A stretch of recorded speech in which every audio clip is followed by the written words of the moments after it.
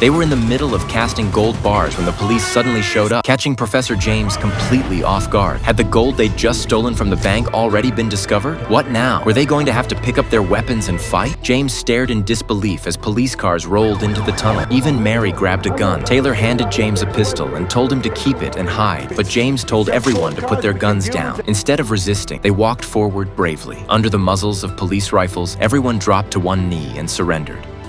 Mary's child was taken away. She tried to resist, but reality hit hard. There was no way out. James remembered a conversation he'd had earlier with Berlin. Berlin had just gotten out of prison because his own son had gotten involved with his wife. James couldn't understand it. Even so, Berlin had agreed to join him in the mint heist. Now, James and 3 others sat in the prison transport, wondering how many years they'd get. Then James glanced outside and realized something was wrong. They'd been sitting there for 20 minutes. Normally, intake would have happened by now. All they could hear were sirens and voices over radios. Suddenly, James realized they weren't where the police thought they were. That meant the cops wouldn't find them through the tunnels. Meanwhile, the police had arrived at another reservoir. The SWAT commander got out to search, but the place was empty. Colonel Mayo was baffled. This was where the tunnel ended. That could only mean the gold hadn't been moved in this direction at all. Back in the transport, James started kicking at the window. Mary could hear her baby crying. Mark joined James, and together they kicked until the window gave way. James crawled out into the reservoir area. Police cars were still there, but the gold was gone. Out in the countryside, a man in a police car removed his helmet, and a man in a truck did the same. It was Berlin's son